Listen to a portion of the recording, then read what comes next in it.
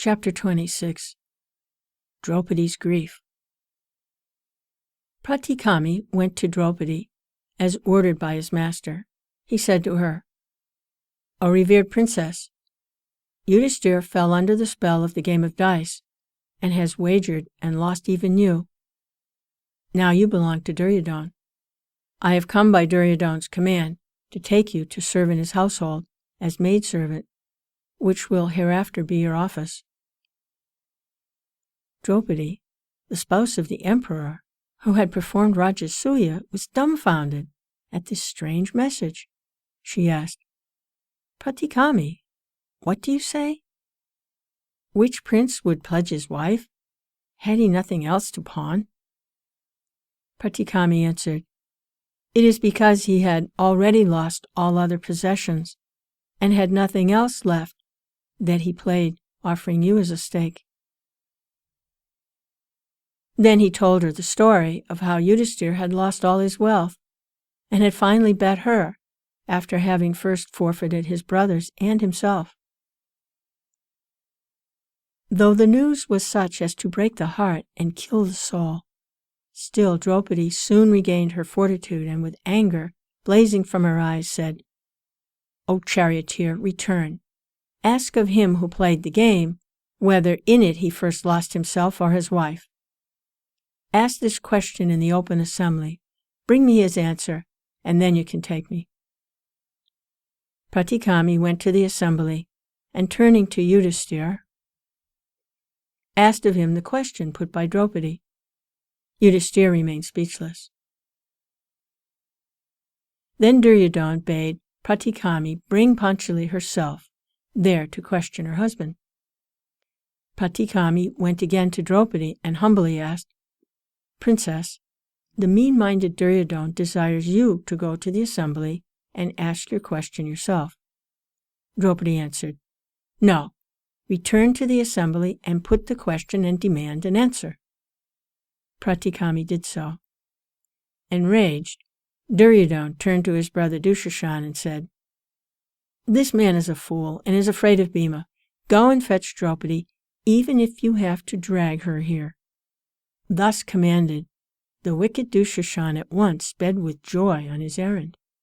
He proceeded to the place where Draupadi was, shouting, "Come, why do you delay? You are now ours. Be not shy, beautiful lady. Make yourself agreeable to us, now that you have been won by us. Come to the assembly." And in his impatience, he bade as though to take her thither by force. Panchali rose trembling, heart-stricken with sorrow, and started to fly for refuge to the inner apartments of Dhritarashtra's queen. Duryodhana started after her, caught her by the hair, and dragged her to the assembly. It is with a shudder of repugnance that we relate how the sons of Dhritarashtra stooped to commit this vilest of deeds. As soon as she came to the assembly, Draupadi controlled her anguish and appealed to the elders gathered there. "How could you consent to my being staked by the king, who was himself trapped into the game and cheated by wicked persons, expert in the art? Since he was no longer a free man, how could he stake anything at all?" Then, stretching out her arms and raising her flowing eyes in agonized supplication, she cried in a voice broken with sobs, "If you have loved and revered the mothers who bore you and gave you suck, if the honor of wife or sister or daughter has been dear to you, if you believe in God and Dharma, forsake me not in this horror more cruel than death." At this heartbroken cry, as of a poor fawn stricken to death, the elders hung their heads in grief and shame. Bhima could hold himself no longer. His swelling heart found relief in a roar of wrath that shook the very walls, and turned to Yudhishthira. He said bitterly, "Even abandoned professional gamblers would not stake the harlots who live with them, and you, worse than they, have left the daughter of Draupadi to the mercy of these ruffians. I cannot bear this injustice. You are the cause of this great crime. Brother Sahadev, bring fire. I am going to set fire to those hands of which cast the dice." Arjuna, however, remonstrated gently with Bhima. "You have never before spoken thus. The plot devised by our enemies is entangling us also in its meshes and inciting us to wicked action. We should not succumb and play their game. Beware." With a superhuman effort, Bhima controlled his anger.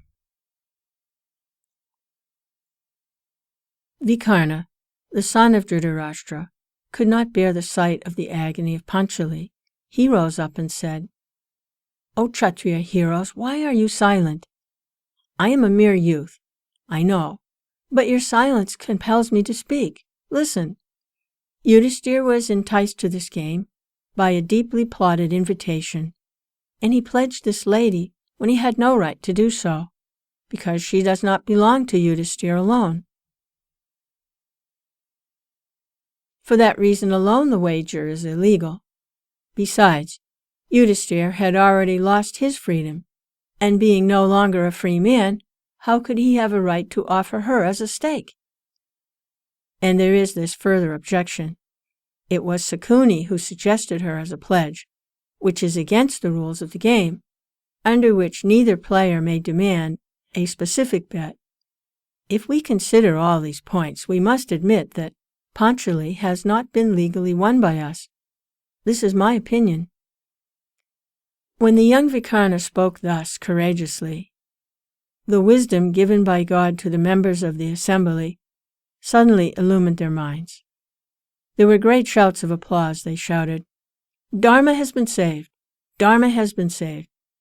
At that moment, Karna rose up and said, "O Vikarna, forgetting that there are elders in this assembly, you lay down the law, though you are but a stripling. By your ignorance and rashness, you are injuring the very family which gave you birth, just as the flame generated by the irony destroys its source, the stick. It is an ill bird that fouls its own nest. At the very beginning, when Yudhishthira was a free man, he forfeited all he possessed, and that, of course, included Draupadi. Hence, Draupadi had already come into Sakuni's possession. There is nothing more to be said in this matter. Even the clothes they have on are now Sakuni's property. O Dushasan, seize the garments of the Pandavas and the robes of Draupadi and hand them over to Sakuni." As soon as they heard the cruel words of Karna, the Pandavas, feeling that they had to stand the test of Dharma to the bitter end, flung off their upper garments to show that they were ready to follow the path of honor and right at any cost. Seeing this, Dushasan went to Draupadi and made ready to seize her clothes by force. All earthly aid had failed in the anguish of utter helplessness. She employed divine mercy and succor. "O Lord of the world," she wailed, "God whom I adore and trust, abandon me not in this dire plight. You are my sole refuge. Protect me." And she fainted away. Then, as the wicked Dushasan started his shameful work of pulling at Panchali's robes, and good men shuddered and averted their eyes, even then, in the mercy of God, a miracle occurred. In vain Dushasan toiled to strip off her garments, for as he pulled off each, ever fresh garments were seen to clothe her body, and soon a great heap of resplendent clothes was piled up before the assembly, till Dushasan desisted and sat down in sheer fatigue. The assembly trembled at this marvel, and good men praised God and wept. Bhima, with quivering lips, loudly uttered this terrible oath: "May I never go to the blessed abode of my ancestors if I do not rend the breast and drink the heart's blood of this sinful Dushasan the shame of the Bharat race.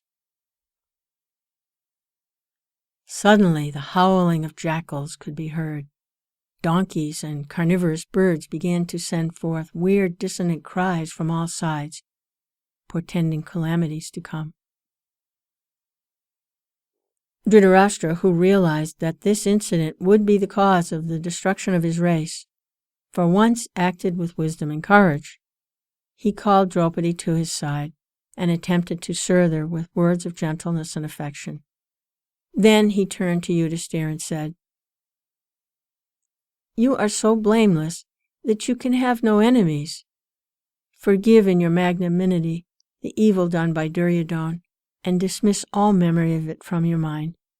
Take back your kingdom and riches and everything else and be free and prosperous. Return to Indraprastha."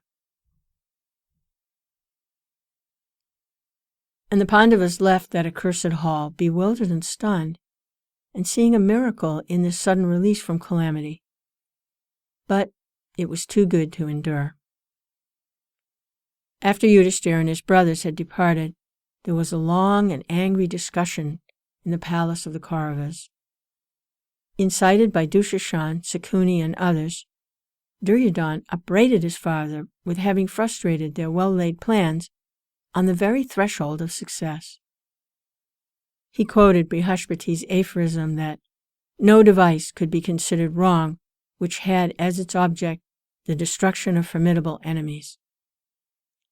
He spoke in detail on the prowess of the Pandavas and expressed his conviction that the only hope of overcoming the Pandavas lay in guile and taking advantage of their pride and sense of honor. No self-respecting Kshatriya could decline an invitation to a game of dice. Duryodhana secured his doting father's reluctant and ominous approval to a plan to entice Yudhishthira once again to a game of dice.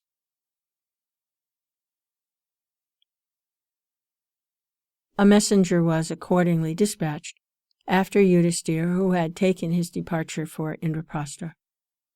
He came up with Yudhishthira before the latter had reached his destination and invited him on behalf of King Dhritarashtra to come back. On hearing this invitation, Yudhishthira said, "Good and evil come from destiny and cannot be avoided. If we must play again, we must, that is all. A challenge to dice cannot in honor be refused. I must accept it. Truly, as Sri Vyasa says, there never was and never can be an antelope of gold.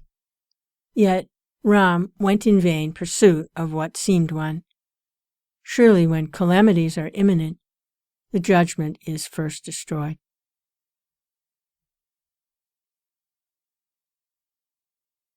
Dharmaputra returned to Hastinapur and set again for a game with Shakuni, though everyone in the assembly tried to dissuade him.